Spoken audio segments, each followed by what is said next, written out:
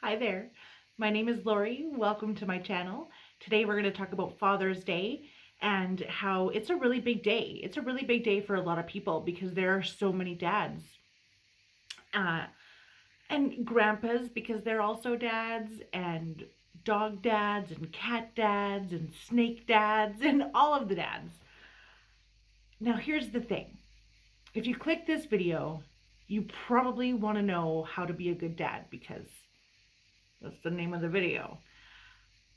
I have the answer. To be a good dad, you have to want to be a good dad because nobody's perfect. And if you want to be a good dad, then you can learn. And learning never stops when you're a parent. I'm not a parent, so I'm not an expert. I'm especially not a dad. Uh, but I am a daughter. And uh, to be completely honest, I have not seen my dad for 13 years, and that's his choice, which is really sad for me, to be honest. Um, yeah, he never wanted to be a dad though. I remember a long time ago when I was, you know, just a wee one, and my dad, he was happy and he's so funny. He was a clown at one point, like he was a literal clown. Um, but my sister was born and she was born with, they said she was going to have, problems in life. And my dad was like, okay, I'm out of here. And it was like without a second thought. And it was really hard for me growing up, knowing that he didn't want to be there. But I always wanted to, you know, see I always wanted to see my dad. I always wanted to know him, but he actually chose to be homeless on the downtown east side of Vancouver, rather than be there for us. And I mean, to be completely honest, I don't blame him. My house was not a fun place to be. My There was a lot of things. I'll go into that maybe in another video, but um, when it came to a point in my life where I didn't want to be living with my mom anymore, I had already been in foster care for a little while, and I ended up going back to my mom, and I just couldn't be there anymore. I called up my dad, and I was, I want to say 11,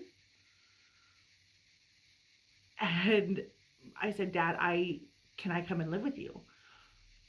I can't be around my mom anymore, and I would rather live under a tree than be in this house one more day. And it took him a week, and he decided that I could come and live there, and that was okay. But I really appreciated it, but he just lived in a small one-bedroom apartment in downtown East Van. And I remember one time my dad looked at me when I was um, about 15, and he's like, we're a lot like roommates than father and daughter. And I was like, oh yeah, Dad, for sure. And that concept never left my head after that. So my dad has been married 4 times now, and I know 3 of them. The one that he's married to now, I don't even know if she knows that I exist, which is pretty hard. And I'm a pretty cool person, and it would be nice if my dad wanted to let his wife get to know me, even if he doesn't. Um. Anyways, I'm getting off track.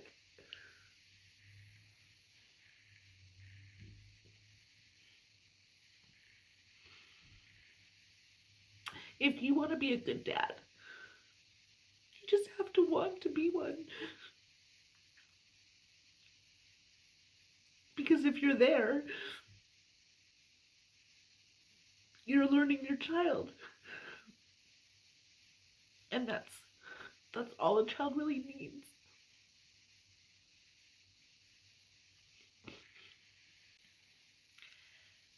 Being a father doesn't mean having to live in the same household with your child, because sometimes it's better to be apart from from like the mom or the significant other.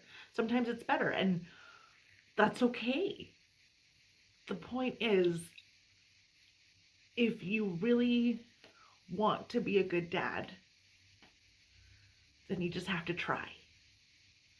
Because no matter how many mistakes you make, your kids are always going to be your kids. And there's always going to be at least one cool thing about them. And if you can learn what that cool thing is, your relationship could thrive. I wish that my dad actually knew me, because maybe he would want to know me.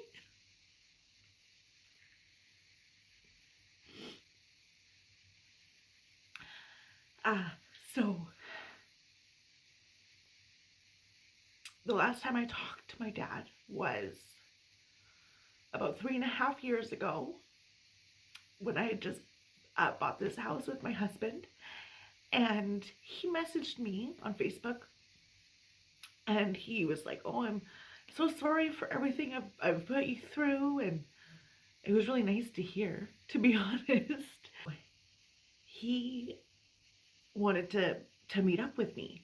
He said, "I have my license back and I can drive, so I would like to come out and see you, if that's okay." And I felt kind of sick. I was so nervous, but I said, "Okay, sure." And he said, "You do realize we haven't seen each other in 10 years. And I said, "I know." I've been living this life. I know. And so I was nervous. I was like really scared, but I was kind of excited at the same time. I was like, okay, maybe now is the time that he's ready to be my dad. And then the Sunday rolled around that he was supposed to come, and I felt so sick. My stomach just turned all day, and he never came, and he never messaged me. And I was what, 32 at the time, and it broke my heart, because it meant that he really didn't want to try. And so after that, I never messaged him, he never messaged me. And then about 6 weeks ago, I went to just like look for him on my Facebook, just to see like what he'd been doing. And he wasn't on my Facebook. And he deleted me, and I couldn't find him at all. So my friends were able to find him. So he blocked me. So I don't know if it's because he has a wife now, that he doesn't want her to know about me. Which, I mean, if that's his choice, that's okay. But I'm a pretty cool person, and I would like for her to get to know me, because she's my family. Anyways.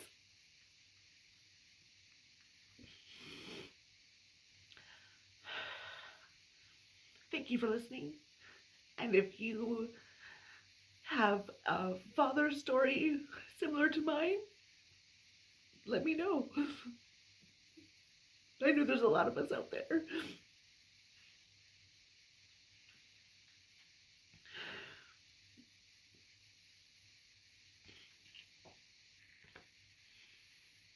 Thanks for watching. I'll see you in the next video.